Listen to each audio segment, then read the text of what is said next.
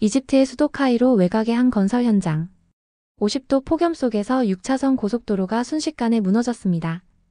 하지만 불과 50m 옆 한국이 시공한 구간은 완전히 멀쩡했죠. 이에 이집트 정부는 이렇게 발표했습니다. 운이 좋았을 뿐이다. 과연 그럴까요? 한 달 후 집중호우 속에 힘겹게 복구한 중국 시공 구간이 또다시 무너지는 순간 결국 한국의 도움을 요청할 수밖에 없었습니다. 도대체 어떻게 한국은 이 위기를 해결할 수 있었을까요? DMZ에서 사막까지 한국 기술이 이집트를 구한 이야기 지금 시작합니다. 저는 살라 모하메드입니다. 이집트 국영방송 기자죠. 그날 아침 제 인생을 바꿔놓을 전화가 걸려왔습니다. 살라, 당장 나와! 신행정수도 도로가 무너졌어! 편집장의 목소리가 전화기를 통해 터져나왔습니다. 저는 잠에서 깬 지 5분도 안 돼 카메라맨과 함께 차에 올라탔죠. 카이로 시내에서 신행정 수도까지는 1시간 거리. 그 긴 시간 동안 제 가슴은 두근거렸습니다. 또 시작이구나. 또 누군가 죽었을 수도 있어. 25년 전 제 아버지가 도로 공사 현장에서 구조물 붕괴로 돌아가셨거든요. 현장에 도착하자마자 제 눈앞에 펼쳐진 광경은 충격 그 자체였습니다. 6차선 고속도로 한가운데가 마치 거대한 괴물이 학고 간 듯 갈라져 있었어요. 아스팔트 덩어리들이 울퉁불퉁하게 내려앉아 있었고 그 사이로는 모래가 솟아올라 있었습니다. 말문이 막혔습니다. 이 정도 규모라면 분명 인명피해가 있었을 텐데. 다행히 인명피해는 없었습니다. 시험 운행 직전이었거든요. 그런데 이상한 게 있었어요. 무너진 구간 바로 옆 한국 기업이 담당한 구간은 완전히 멀쩡했거든요. 똑같은 사막, 똑같은 50도 폭염 속에서 말이죠. 정부 대변인이 브리핑을 시작했습니다. 예상치 못한 지하수 유입이 원인이라고 사막 지역 특성상 불가피한 측면이 있다고 했어요. 저는 질문했습니다. 그렇다면 한국 구간은 왜 문제가 없었는지를요? 대변인은 구간별로 지질 조건이 다를 수 있고 한국 팀은 상대적으로 운이 좋았다고 답했습니다. 운이라고요? 기술자들이 운에 의존해서 수십억 달러짜리 프로젝트를 한다고요? 브리핑이 끝나고 현장을 둘러보는데 한국 기술진들이 자신들 구간을 점검하고 있었습니다. 다른 외국인들과 달리 에어컨이 빵빵한 차 안에 있지 않고 직접 사막 한가운데 나와서 땀을 뻘뻘 흘리며 일하고 있었거든요. 이강석이라는 기술자가 말했습니다. 저희는 DMZ 지역에서 도로를 지어본 경험이 있습니다. DMZ? 저는 그 말이 무슨 뜻인지 정확히 몰랐지만 뭔가 특별한 기술이 있다는 느낌이 들었습니다. 방송국 편집실로 돌아가는 길 제 마음은 무거웠습니다. 25년 전 아버지가 돌아가셨을 때도 정부는 똑같이 말했거든요. 예측 불가능한 사고, 누구의 책임도 아니라고. 그날 저녁 방송국에서 이집트 기술 자문단 회의가 있었습니다. 정부 고위 관계자들이 모여 복구 계획을 논의하는 자리였죠. 저는 취재차 참석했습니다. 한국팀 기술에 대해 물어보니 자문단장은 데이터에만 집착하는 것 같고 실전에서 정말 튼튼할지 의문이라고 했습니다. 사막은 책상 위 계산과는 다르다면서요.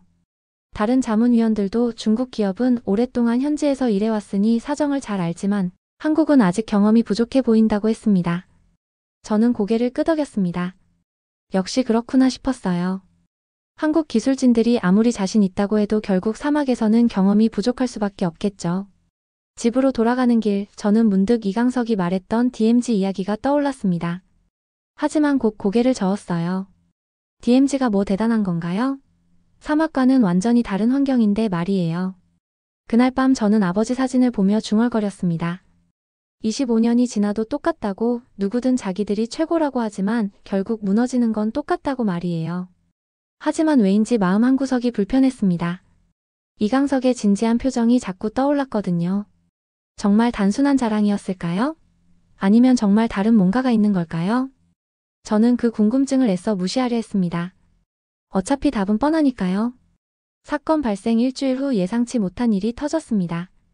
현장 CCTV 영상이 유출된 거예요. 그날 오후 저는 정부 기술자문단 내부 회의를 취재하고 있었습니다. 회의실에는 이집트 최고의 토목 전문가들이 모여 복구 방안을 논의하고 있었죠. 자문단장이 노트북을 열며 사고 당시 영상을 확인하겠다고 했습니다. 대형 스크린에 CCTV 영상이 재생되기 시작했어요.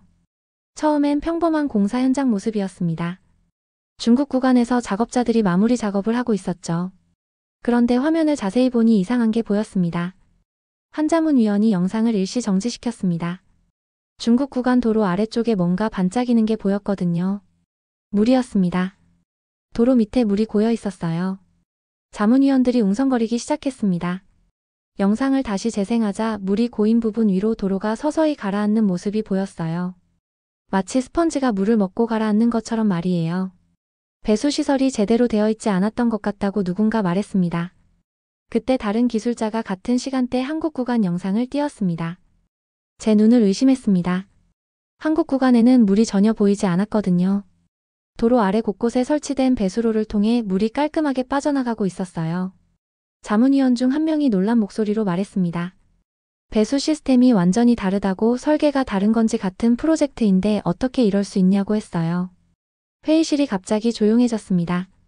모든 사람들이 화면을 뚫어져라 바라보고 있었어요. 저는 가슴이 두근거리기 시작했습니다. 뭔가 중요한 걸 보고 있다는 느낌이 들었거든요. 자문단장이 기술자에게 영상을 더 자세히 분석해보라고 지시했습니다. 화면이 확대되자 더 놀라운 사실이 드러났어요. 중국 구간은 단순히 아스팔트를 깔아놓은 반면 한국 구간은 도로 밑에 복잡한 구조물들이 설치되어 있었습니다. 마치 거미줄처럼 촘촘한 배수시설과 지지대들이 보였어요. 자문위원들이 수군거렸습니다. 이건 완전히 다른 기술이라고, 같은 예산으로 이런 걸 만들 수 있느냐고 말이에요. 저는 펜을 꽉 쥐며 메모했어요. 이건 단순한 운의 차이가 아니었습니다. 회의가 끝나고 저는 급히 방송국으로 돌아갔습니다. 편집실에서 받은 영상 파일을 다시 한번 자세히 봤어요. 정말 놀라웠습니다. 중국 구간과 한국 구간이 이렇게 다를 줄은 몰랐거든요. 같은 돈으로 왜 이렇게 다른 결과가 나온 걸까요? 그날 저녁 이집트 SNS에서 화제가 되기 시작했습니다. 토목 전문가들이 영상을 보고 댓글을 달기 시작한 거예요. 한국 구간 설계가 완전히 다르다는 것, 배수 시스템이 이렇게 정밀할 줄 몰랐다는 것, 같은 예산인데 어떻게 이런 차이가 나느냐는 댓글들이었습니다. 저는 그 댓글들을 하나하나 읽어봤습니다. 전문가들도 놀라고 있었어요. 그들도 이런 차이를 예상하지 못했나 봅니다. 문득 이강석의 말이 떠올랐습니다. DMZ에서 도로를 지어본 경험이 있다고 했던 그 말이요. 혹시 그 경험이 이런 차이를 만든 걸까요? DMZ라는 곳이 정말 그렇게 특별한 곳인 걸까요? 저는 모르겠지만 적어도 한 가지는 확실해졌습니다. 이건 운이 아니었어요. 분명히 기술의 차이였습니다. 저는 그 영상을 제 개인 폴더에 저장해뒀습니다. 왜인지 모르겠지만 나중에 필요할 것 같다는 예감이 들었거든요. 그날 밤 잠자리에 들면서 저는 생각했습니다. 만약 아버지가 한국 기술로 지은 도로에서 일했다면 어땠을까요? 혹시 살아계실 수 있었을까요? 영상 유출 이후 정부는 빠르게 움직였습니다. 일주일 후 공식 발표가 있었어요. 중국 구간 복구 작업에 착수하며 보수 설계에는 한국팀의 기술 자문을 일부 반영하겠다고 했습니다. 저는 정부 브리핑룸에서 그 발표를 들으며 미간을 찌푸렸습니다. 뭔가 이상했거든요. 한국팀 자문을 반영한다는 게 무슨 뜻인지 물어보니 대변인은 배수시설 보강 방안을 참고한다는 뜻이라고 했습니다. 그럼 처음부터 왜 그 방안을 쓰지 않았느냐고 묻자 각 구간별로 설계 방식이 다를 수 있다며 지금은 복구에 집중하는 게 중요하다고 했어요. 대답이 되지 않는 대답이었어요. 브리핑이 끝나고 저는 복구 현장으로 향했습니다. 뭔가 직접 확인하고 싶었거든요. 현장에 도착하니 중국 기술진들이 새로운 설계도를 들고 회의하고 있었습니다. 그런데 이상한 건 그 설계도가 한국 구간과 비슷해 보였다는 거예요. 저는 설계도를 보려고 다가갔지만 중국 감독관이 급히 도면을 덮었습니다. 기술 기밀이라면서요. 하지만 저는 이미 봤어요. 배수로 설계가 한국 구간과 거의 똑같았거든요. 그때 이강석이 나타났습니다. 그의 표정은 착잡해 보였어요. 인터뷰를 요청했지만 지금은 곤란하다고 했어요. 정부에서 당신들 기술을 참고한다고 했지 않느냐고 하자 이강석이 한숨을 쉬었습니다. 참고가 아니라 그냥 베끼는 거라고, 자신들 설계 도면을 그대로 가져다 쓰는 거라고 했어요. 그럼 문제 제기를 하면 되지 않느냐고 했더니 할 수 없다고 했습니다. 정치적으로 너무 복잡해졌다면서 그냥 도로가 완성되면 그걸로 된다고 했어요. 저는 이강석의 체념한 표정을 보며 뭔가 억울함을 느꼈습니다. 왜 이런 일이 벌어지는 걸까요? 그날 저녁 저는 정부 내부 관계자에게 전화를 걸었습니다. 평소 알고 지내던 자문단 위원이었죠. 정말 한국 기술을 참고하는 건지 솔직히 말해달라고 했어요. 전화 너머로 조심스러운 목소리가 들렸습니다. 녹음하면 안 된다고 전제한 후 사실 중국팀은 열팽창 개수도 제대로 적용 못했다고 했어요. 기본적인 사막기후 대응 기술이 부족했던 거라고 했습니다. 그럼 왜 처음부터 한국 방식을 안 썼느냐고 물으니 정치적인 이유로 어쩔 수가 없었다고 했어요. 중국과는 워낙 오랫동안 협력해왔고 예산도 이미 배정됐으니까요. 지금은 어쩔 수 없이 한국 설계를 가져다 쓰지만 공식적으론 중국 주도 복구라고 발표할 수밖에 없다고 했습니다. 저는 전화를 끊고 멍하니 앉아 있었습니다. 이게 현실이구나 싶었어요. 기술은 한국 것을 쓰면서 공로는 중국이 가져가는 거죠. 다음날 아침 저는 뉴스를 보다가 더 큰 충격을 받았습니다. 신행정수도 도로 복구, 중국 기업 주도로 신속 진행이라는 제목의 뉴스였어요. 화면에는 중국 기술진들이 열심히 일하는 모습이 나왔어요. 하지만 저는 알고 있었습니다. 그들이 쓰고 있는 건 한국 설계도라는 걸 말이에요. 그날 오후 저는 다시 이강석을 만났습니다. 이번엔 그가 먼저 연락을 해왔어요. 한 가지만 부탁한다며 이 일로 기사 쓰지 말라고 했어요. 자신들도 여기서 계속 일해야 한다면서요. 저는 그의 말을 이해할 수 있었습니다. 외국에서 일하는 기술자로서는 정치적 문제에 휘말리고 싶지 않겠죠. 하지만 이건 부정한 거라고 했더니 이강석은 부정이지만 결국 좋은 도로가 만들어지면 되는 거 아니냐고 누가 만들었든 사람들이 안전하게 다닐 수 있으면 되는 거라고 했어요. 그의 말에는 체념이 담겨 있었지만 동시에 기술자로서의 자부심도 느껴졌어요. 그날 밤 저는 오랫동안 고민했습니다. 이 진실을 밝혀야 할까요? 아니면 그냥 묻어둬야 할까요? 저는 아버지 사진을 바라보며 다짐했습니다. 적어도 진실은 알아야겠다고, 누가 정말 좋은 기술을 가지고 있는지, 누가 정말 사람들을 위해 일하는지 말이에요. 한 달이 지났습니다. 중국 구간 복구가 거의 완료됐다는 소식이 들려왔어요. 정부는 이번 주 안에 다시 개통한다고 발표했습니다. 그런데 그때였어요. 갑자기 사막에 폭우가 쏟아지기 시작한 거예요. 카메라맨이 소리쳤습니다. 엄청난 비가 내린다고요. 이런 집중호우는 1년에 한 번 있을까 말까 한 일이었어요. 하지만 그날은 달랐습니다. 마치 하늘이 무너지는 것처럼 비가 쏟아졌거든요. 저는 급히 현장으로 향했습니다. 차 안에서도 앞이 보이지 않을 정도였어요. 와이퍼가 아무리 빨리 움직여도 소용없었습니다. 카메라맨도 불안한 목소리로 이런 비는 처음 본다고 했어요. 현장에 도착하자마자 제 눈앞에 펼쳐진 광경은 악몽 그 자체였습니다. 한 달 전과 똑같은 일이 다시 일어나고 있었어요. 복구된 중국 구간이 또 무너지고 있었습니다. 저는 소리쳤습니다. 또냐고. 안 된다고요. 이번엔 더 심각했어요. 도로뿐만 아니라 주변 건물들까지 기울어지기 시작했거든요.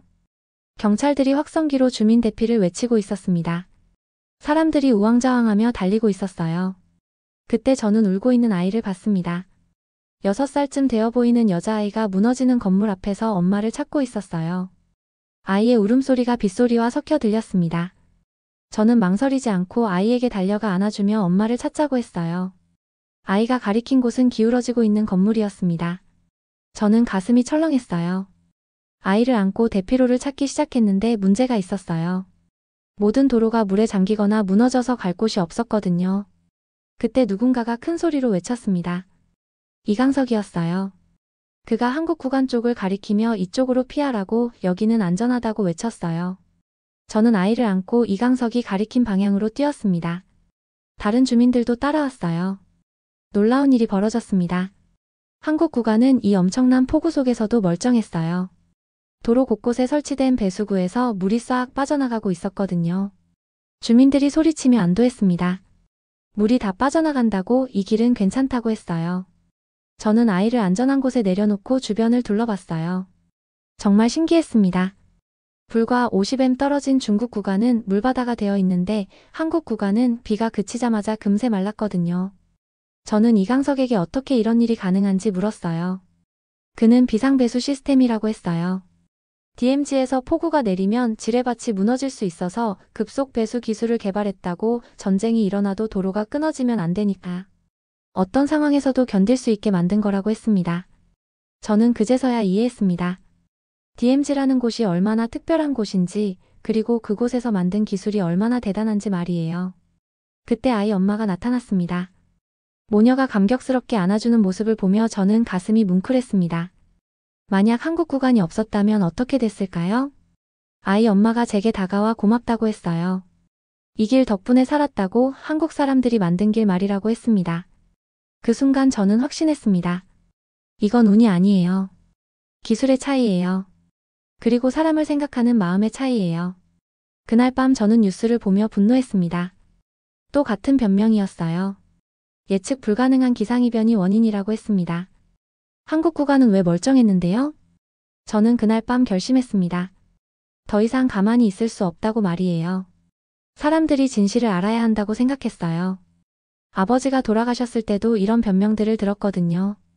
하지만 이번엔 달랐습니다. 진짜 기술과 가짜 기술의 차이를 제 눈으로 확인했으니까요. 저는 노트북을 열고 기사를 쓰기 시작했습니다. 하지만 전송 버튼 앞에서 손이 멈췄어요. 이 기사를 보내면 어떻게 될까요? 하지만 오늘 아이를 구한 그 길을 생각하니 더 이상 망설일 수 없었습니다. 폭우 사건 이틀 후 충격적인 소식이 들려왔습니다. 이집트 대통령실 내부 보고서가 유출된 거예요. 기술 신뢰도 평가 결과 1위 한국팀, 2위 독일팀, 3위 중국팀이라고 되어 있었습니다. 저는 그 보고서를 보며 손이 떨렸습니다. 정부도 알고 있었던 거예요. 한국 기술이 가장 우수하다는 걸 말이에요. 하지만 더 충격적인 건 그 다음 문장이었습니다. 정치적 고려사항으로 인해 언론 공개 불가라고 되어 있었거든요. 저는 분노가 치밀어 올랐습니다.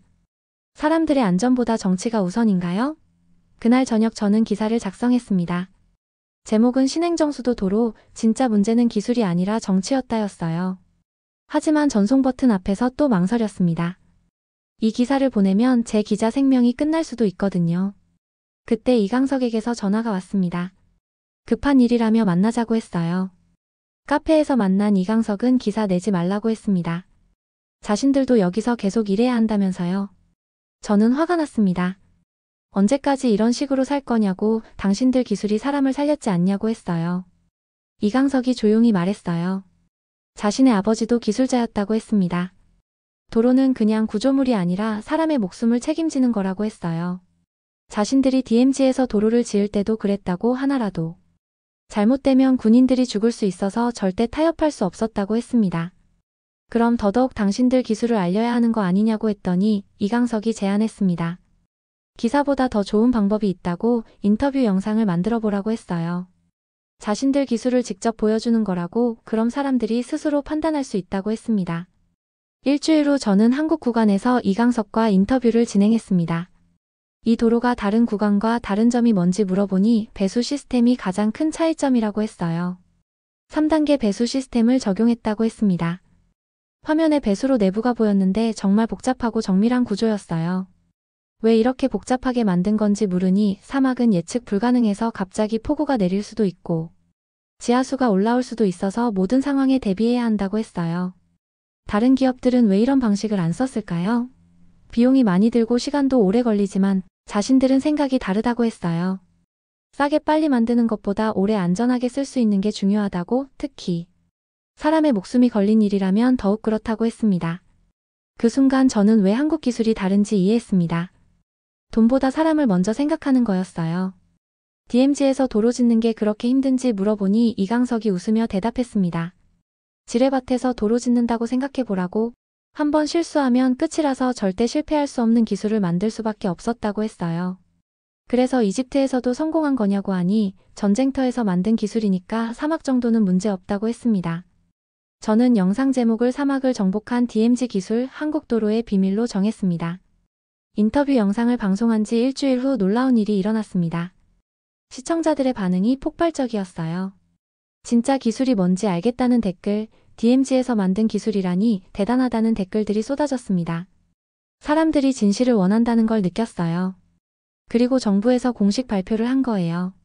신행정수도 고속도로 개통식을 다시 진행하겠다고, 이번에는 모든 참여 기업의 기여를 정확히 명시하겠다고 했습니다. 개통식 날 저는 현장에 나갔습니다. 이번엔 분위기가 완전히 달랐어요.